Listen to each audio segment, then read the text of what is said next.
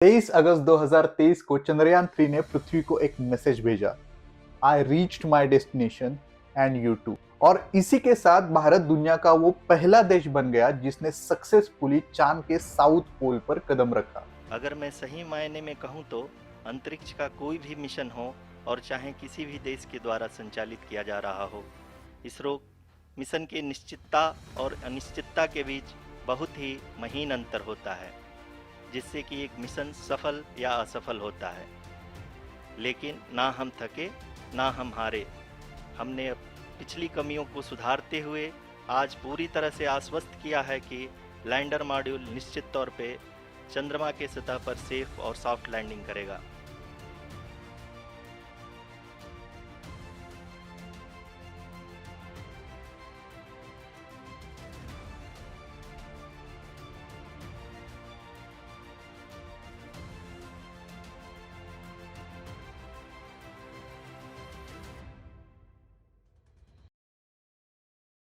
चांद पर तिरंगा लहराने के बाद रुकने वालों में से भारत कहा, उसने एक कदम और आगे बढ़ाया, सूरज की तरफ। PSN ignition आरंभ minus 15 seconds. 10, 9, 8, 7, 6, 5, 4, 3, 2, 1, 0. Plus 5 seconds. Lift off normal. P1 tracking. P3 tracking. Magnificent lift-off of PSLV C-57 with Aditya L1 on board. Plus 15 seconds. PSLV C-57 का सफल उत्थापन और इसके साथ 20 seconds. प्रथम भारतीय सौर अंतरिक्ष यान निकल चुका है सूर्य के Plus तेज से 25 विज्ञान को प्रकाश करने।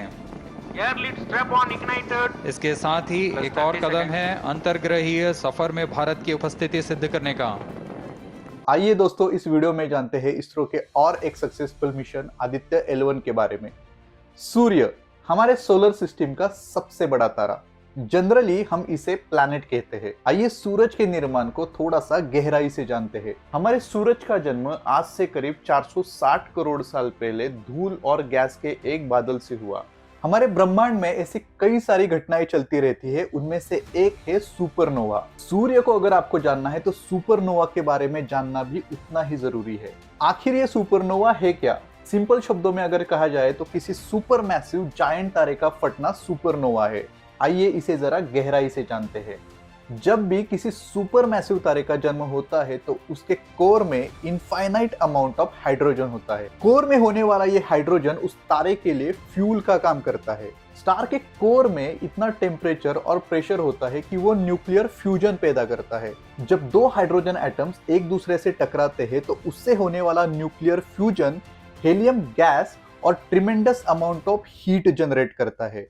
इस न्यूक्लियर फ्यूजन से जनरेट होने वाला प्रेशर और हॉट हेलियम गैस स्टार की ग्रेविटी को अपोज करते हैं। हीट और प्रेशर से जनरेट होने वाली आउटवर्ड एनर्जी या आउटवर्ड फ्लो और स्टार के ग्रेविटी के कारण जनरेट होने वाला इनवर्ड फ्लो या इनवर्ड एनर्जी जब इक्वल हो जाती है तो स्टार अपने स्टेबल कंडीशन में आ जाता है। मगर स्टार के कोर में होने वाला फ्यूल यानी कि हाइड्रोजन धीरे धीरे कम होते रहता है और एक ऐसा समय आता है कि स्टार के पास एनर्जी जनरेट करने के लिए ईंधन यानी कि हाइड्रोजन ही नहीं बचता।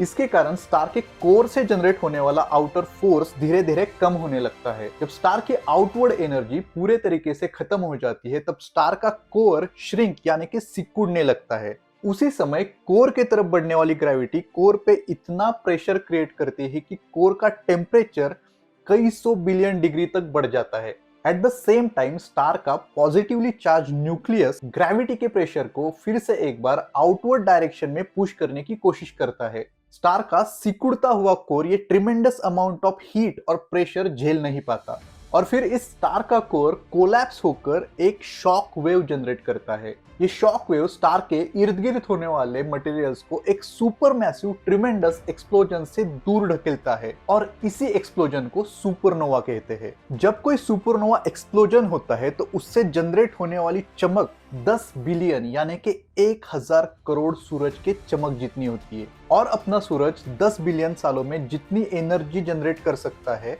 उतनी एनर्जी इस सुपरनोवा एक्सप्लोजन से कुछ ही सेकंड में जनरेट होती है। और 4.6 बिलियन सालों पहले ऐसा ही कुछ हुआ था जिस सुपरनोवा एक्सप्लोजन से हमारे सूरज का जन्म हुआ। अब टॉपिक पे वापस आते हैं। आदित्य L1 भारत का पहला सोलर मिशन है जो सूरज की स्टडी करेगा। आदित्य L1 की परिकल्पना यानी कि कंसेप्चुअलाइजेशन 2008 में ही की गई थी।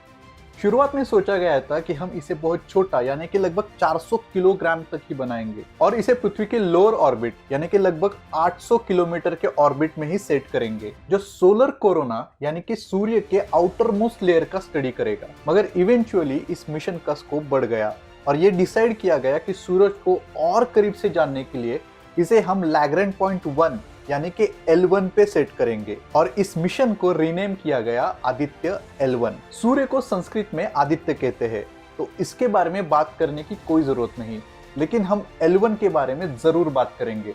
L1 यानी कि लैग्रैंज पॉइंट 1 ये स्पेस में एक ऐसा अद्भुत पॉइंट है या फिर एक ऐसी जगह है जहाँ पे सूर्य और पृथ्वी की ग्रेविटेशनल फोर्स एक दूसरे से बैलेंस हो जाती है और कोई भी ऑब्जेक्ट जैसे कि स्पेसक्राफ्ट या सैटेलाइट अगर हम उस पॉइंट पे भेज देते हैं और सेट कर देते हैं तो वो उसी ऑर्बिट में घूमते रहेगा। मगर इस ऑर्बिट की खासियत ये है कि इस ऑर्बिट में घूमने वाले किसी भी ऑब्जेक्ट को ना तो सूर्य की ग्रेविटेशनल फोर्स अपने तरफ खींच पाएगी और ना ही पृथ्वी की, और इसी के कारण किसी स्पेसक्राफ्ट को या फिर किसी ऑब्जेक्ट को उस ऑर्बिट में घूमते रहने के लिए बहुत कम एनर्जी लगती है।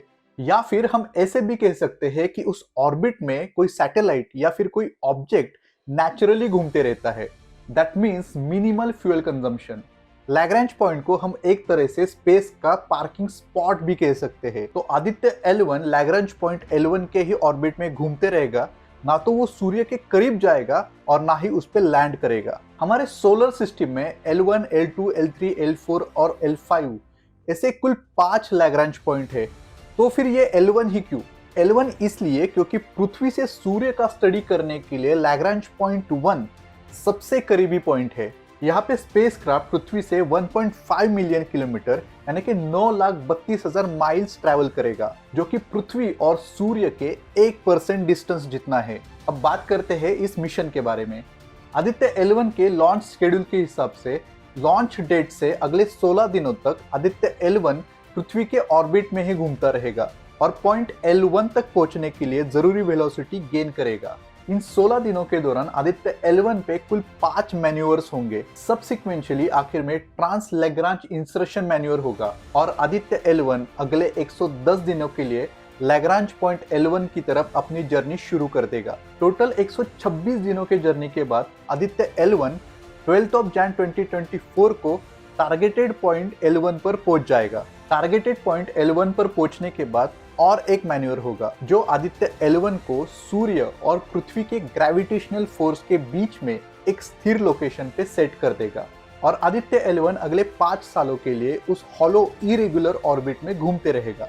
आदित्य L1 को लैग्रैंज पॉइंट 1 पे सेट करने के कुछ और भी रीजन है। जैसे लैग्रैंज पॉइंट L1 आदित्य L1 के लिए एक ऐसी जगह है जहां से आदित्य L1 सूरज को विदाउट एनी इंटरप्शन ऑब्जर्व कर सकता है। इसके अलावा सूरज से निकलने वाले रेडिएशंस और सोलर स्ट्रोम्स को पृथ्वी के मैग्नेटिक फील्ड और एटमॉस्फेयर में एंटर करने से पहले स्टडी किया जा सकता है। इसके अलावा L1 पॉइंट की ग्रेविटेशनल स्टेबिलिटी सैटेलाइट को उस ऑर्बिट में मेंटेन करने के लिए लगने वाले एफर्ट्स को भी कम कर देती है, जो सैटेलाइट के ऑपरेशनल इफिशियंसी को ऑप्टिमाइज कर देता है। हमारा सूरज हमसे सबसे करीबी स्टार और हमारे सौर मंडल का सबसे बड़ा ऑब्जेक्ट जो हाइड्रोजन और हेलियम से भरे एक तपती गेंद की तरह है और हमारे सौर मंडल की एनर्जी का सोर्स भी। बिना सूर्य के और सोलर एनर्जी के पृथ्वी पर जीवन का होना इम्पॉसिबल है। चलो थोड़ा सा हमारे सूर्य के बारे में भी जान लेते हैं। सूर्य की ग्रेविटी सौर मंडल के सभी ऑब्जेक्ट्स को एक साथ बांधे रखती है। सूरज के कोर का टेम्परेचर 15 मिलियन डिग्री से भी ज्यादा हो सकता है और इस कोर में जो लगातार न्यूक्लियर फ्यूजन चलता रहता है वही सूरज को पावर देता है। सूरज की आउटर लेयर जिसे फोटोस्फीयर कहते हैं और जो हमें दिखाई देती है उसका temperature as compare to core relatively कम होता है। रिलेटिवली कम यानी कि करीब 5500 डिग्री सेल्सियस। वैसे हमारे लिए देखा जाए तो ये टेम्परेचर भी किसी नाइटमेयर से कम नहीं। अब 150 मिलियन किलोमीटर दूर बैठे सूरज की स्टडी करना क्यों जरूरी है, आइए इसे भी समझ लेते हैं। सूर्य पर ऐसी कई सारी गतिविधियां चलती रहती है जो हमारे सोलर सिस्टम में tremendous amount of energy release करती रहती है। कभी कभी सूर्य से जनरेट होने वाली ये एनर्जी डायरेक्टली पृथ्वी की तरफ ट्रिगर करती है, जो पृथ्वी के स्पेस एनवायरनमेंट को डिस्टर्ब कर सकती है। अगर ऐसी कोई घटना घटती है तो स्पेस में छोड़े गए स्पेसक्राफ्ट और कम्युनिकेशन सिस्टम्स हमें अर्ली वार्निंग दे सकते हैं, जिसके कारण हम अपनी तरफ से करेक्टिव मेजर्स या डिफेंसिव स्टेप्स ले सके, क्योंकि इस तरह की घटना शायद इतनी खतरनाक हो सकती है कि वो पूरे ह्यूमन सिविलाइजेशन को ही खत्म कर दे। हमारे सूर्य पर जो थर्मल और मैग्नेटिक घटनाएं घटती है उसका रेप्लिका हम किसी लैब में नहीं क्रिएट कर सकते। तो इस तरह की घटनाओं का स्टडी करने के लिए हमारा सूर्य एक नेचुरल लेबोरेटरी है। पृथ्वी के एटमॉस्फेयर पर स्पेस वेदर भी बहुत बड़ा इम्पैक्ट करता है, मगर कैसे? हमारी पृथ्वी सूर्य से निकले रेडिएशंस, हीट, कई सारे पार्टिकल्स और मैग्नेटिक फील्ड का लगातार सामना करती रहती है, मगर पृथ्वी का मैग्नेटिक फील्ड इन सबको रोकता है और इन सब की इंटेंसिटी कम करता है। सूर्य पर चल रही घटनाएं लगातार सोलर विंड्स क्रिएट करती रहती है, जो लगभग 900 किलोमीटर प्रति सेकंड के स्पीड से सूर्य से बाहर निकलती है, और इन सोलर विंड्स का टेम्परेचर लगभग 1 मिलियन डिग्री सेल्सियस तक होता है।